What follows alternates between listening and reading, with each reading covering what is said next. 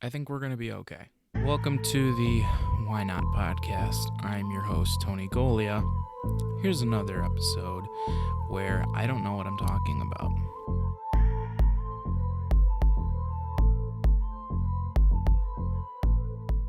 Everyone's week was good, or weekend, whatever. I really didn't do shit this weekend, so pretty unproductive, but yeah. I think we should talk about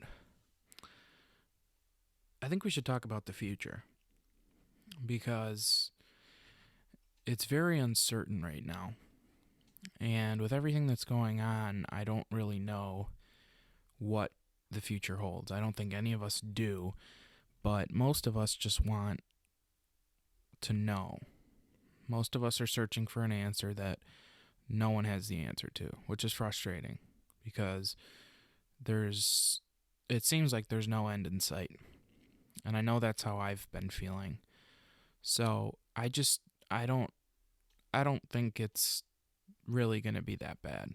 I think once they pass this stimulus, once they get things on track, it's going to be better. It's going to be a lot better. I think we're going to be okay. I've been doing a lot of thinking today. I've been catching myself daydreaming a lot. I really don't know why. I don't know what's going on.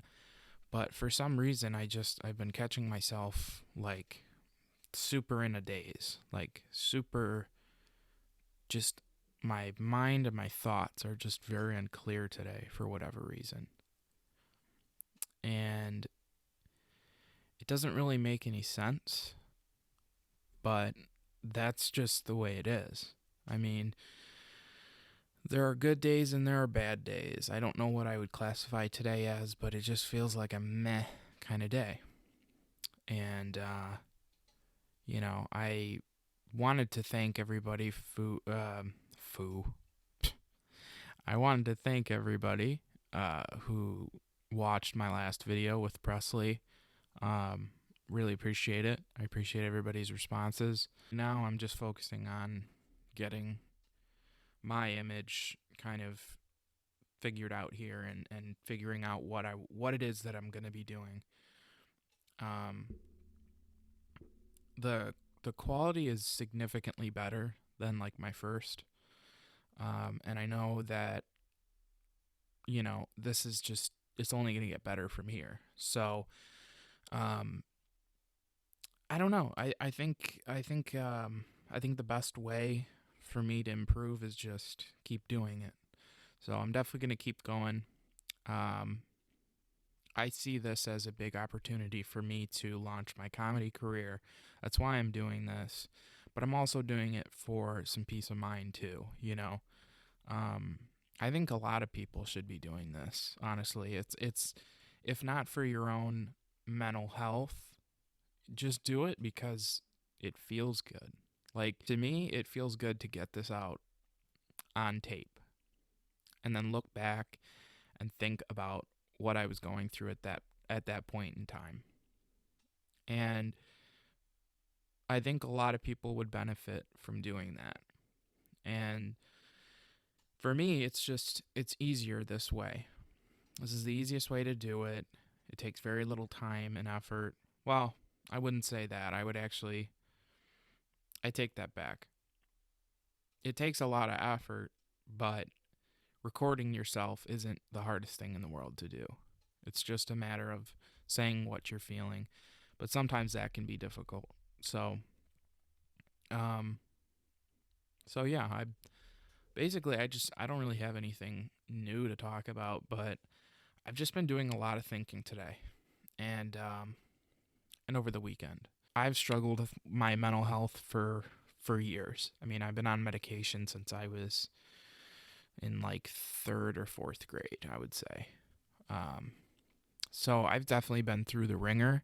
I know what it's like to suffer from depression, anxiety, a whole lot of stuff that, doesn't always get talked about.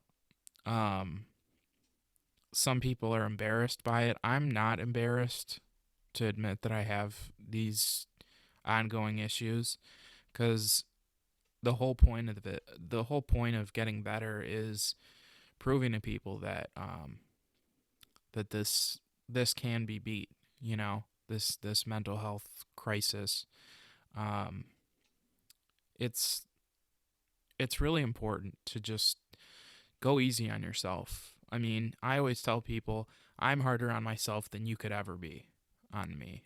You know, it's you're always going to take it out personally on yourself. It's never going to be, I mean, words can hurt, but, you know, it's ultimately how you feel about yourself. If you're insecure about something, if you're mad at yourself about something, it doesn't really matter what anybody says. It's just the way it is. It's how you feel. And, you know, I've been talking to my therapist, and I have a therapy appointment tomorrow, and I'm not really sure how I'm looking forward to it. Like, I'm not sure if I'm optimistic or just, I mean, I haven't talked to him in like 2 weeks, so um, I don't know. I think in a lot of ways this is therapy. This is therapeutic, I should say.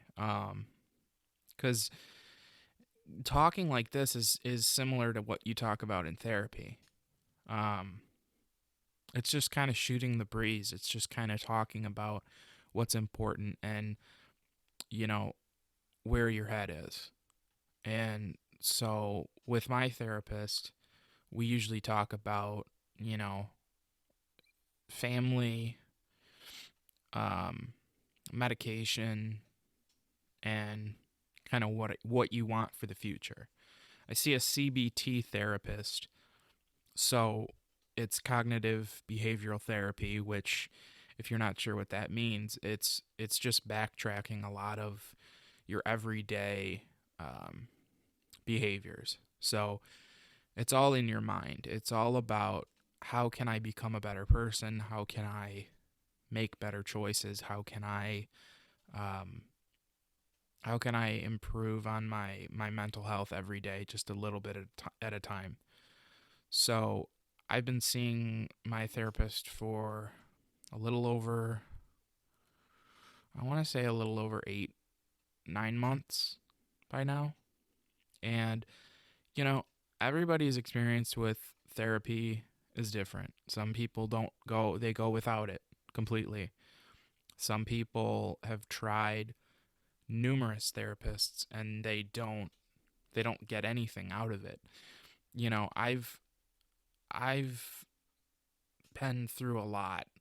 Really, I have more than 5, and it never gets easier. It's actually it seems to get harder as you go. But it's funny because you could go to one for, you know, 10 years and never connect with them.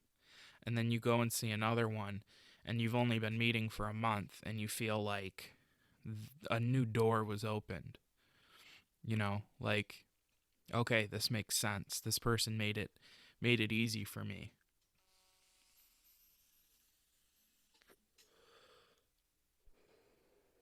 Quick smoke break, sorry. Um don't mind if I do. So, um but you know, the main theme is just be honest with yourself. Not to sound corny or anything, but it's and I think a lot of people are just they have such a short attention span, and myself included. I mean, I have ADHD. I'm off the rails all the time. I mean, my brain is just wired just all the time. Um, but I think a lot of it is just we can't focus. Like, one of the reasons I'm worried about podcasting is that people watch like halfway through and they don't get through it. And I'm such a dedicated person, I can sit through and watch an entire podcast. It doesn't matter. It just happens. It's just how it works. you in a way you put your mind to it and you do it. For me, it's second nature. It's just easy. It's easy to follow along and hear other people's stories. And some of my favorite podcasts are not even they're not even like topic related. Like, I don't want this to become just a topic channel.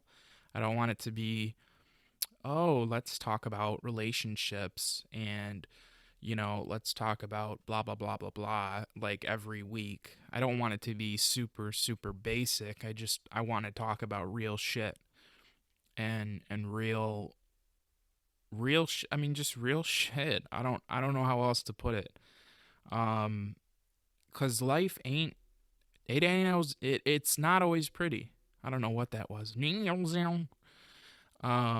That noise that I made. I'm still getting used to talking into a mic, by the way, so bear with me here. Um, so my whole thing is just just be honest with yourself and seriously, like, put pen to paper. That's another thing. That's another thing I wanted to touch on. I've been writing throughout this pandemic, since quarantine, since last year. I've been writing in a notebook, and just every day I number it and I date it, and I just get it out on paper what I want to accomplish that day, or what exactly it is that I'm going through. And I think a lot of people would benefit from that if they just wrote things down. Because I think a lot of stuff gets lost in the weeds. I think we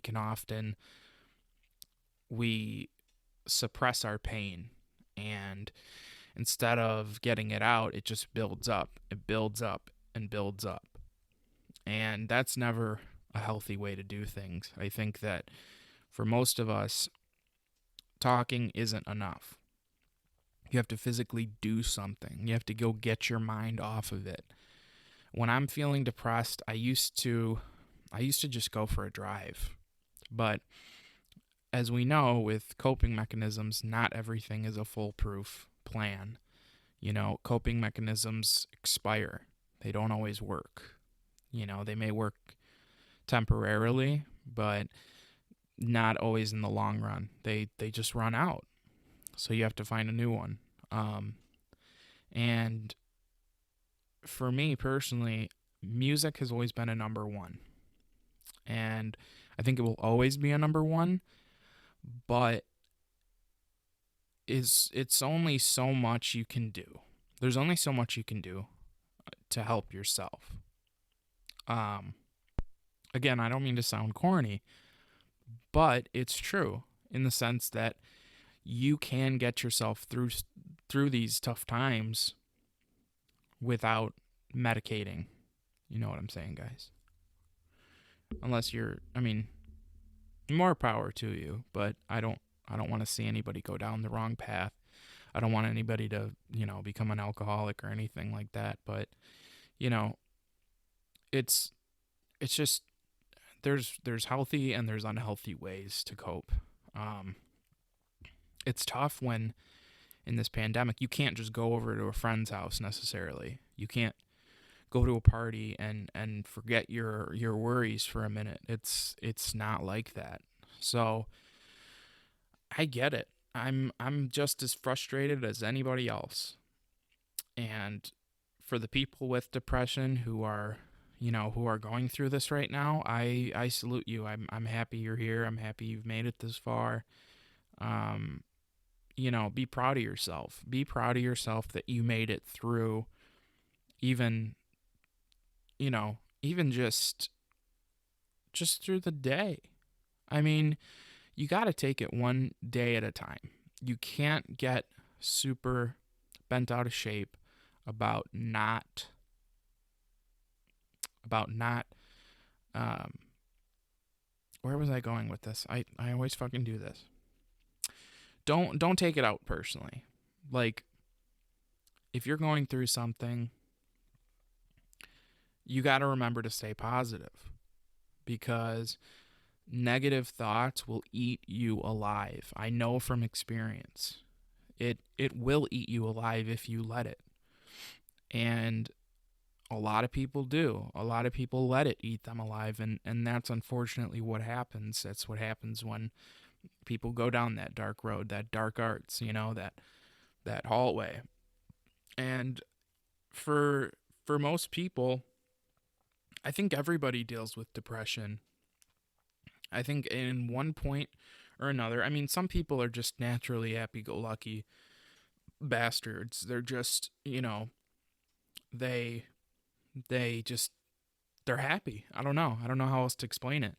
And it's funny hearing people be happy, because to me, like, loving yourself and shit like that, like that cliche, like, oh, love yourself. It's like bullshit. To me, it's complete bullshit, because I can never see myself truly 100% loving who I am. It's just not going to fucking happen. I just don't think it's possible. You can be proud of the attributes you have, but I don't think anybody's 100% satisfied with themselves. And if you do believe that, you're a fool. I think everybody has flaws. Nobody is absolutely perfect. I don't think it's easy to love yourself like that. I don't think it's a reality. I don't think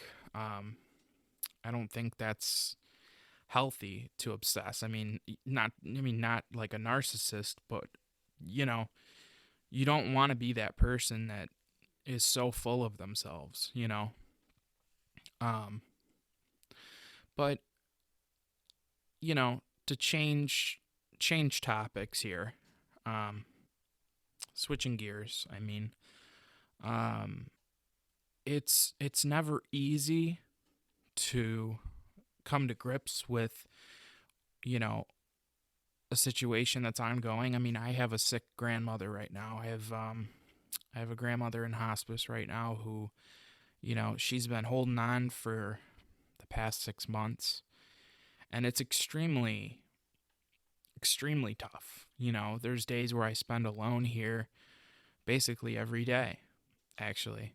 And, you know, it's easy for somebody on the outside to critique and say, "Well, what are you doing with your life? What do you do? What do you do? What's so great about you? What are you doing?" And as great as it is to have an answer, it's okay to not have an answer too. Um, I mean, that's the great thing about life, is that you can always improve. And for me personally, I don't know what I'm after yet. I've got a lot of ideas, I've got a lot of ambition, but nothing is set in stone. Nothing can be 100%. And working with that is frustrating. Not knowing where you're going is very, very, very, very tough. I hate it. I hate not knowing. And I do take it out on me. I do take it out on myself, but it's nothing that can't be improved on. Again, and I don't want this to be and sound negative necessarily, but you know, having no plan can be a plan, but you don't want it to go down that route. It's the wrong plan, but it is a plan. So you got to strive to do better for yourself.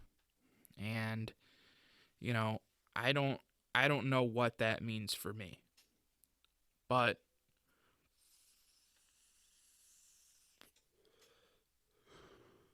fat rips only. Um for me, I don't know what that means yet. And you're going to be hearing this a lot from me because, again, don't really know what to do. This pandemic is just kicking everyone's ass. And it's shown me a lot of people's true colors. I I hate the fact that, again, ghosting seems to come up in every podcast I do because it's on my mind. It's because ghosting can't only be in relationships. It can be friendships, it can be family, it can be distant people in general. That's why I don't want to confuse it with just relationship, between a couple or whatever. It's not always about that. It can be distanced, a family member, an uncle who, doesn't check in every now and then. I mean, just anything. And it's frustrating as fuck. It's really frustrating for me personally. I've lost a lot of friends during this pandemic, but I've also come to grips with the people that have stayed, and it shows me, it tells me a lot about them. So don't necessarily rule it out. If you're going through something similar, just hang on, because those people may come back in a year, and you have the discretion to veto it or not. You can bring them in or you can't. It's up to you. So, the choice is always yours, and don't take things so personally. I know it's easier said than done, but don't be so hard on yourself, because, again, negative thoughts can eat you alive, and I know that firsthand. So I think that's going to wrap up the podcast for today. We're at almost 23 minutes. I don't know. I'm not sure what I'm going to do after this, but things today just felt kind of weird. So I'm not sure when this will be uploaded, but again, I want to thank you for watching. This is the Why Not Podcast. I'm your host, Tony Golia, and I'm out.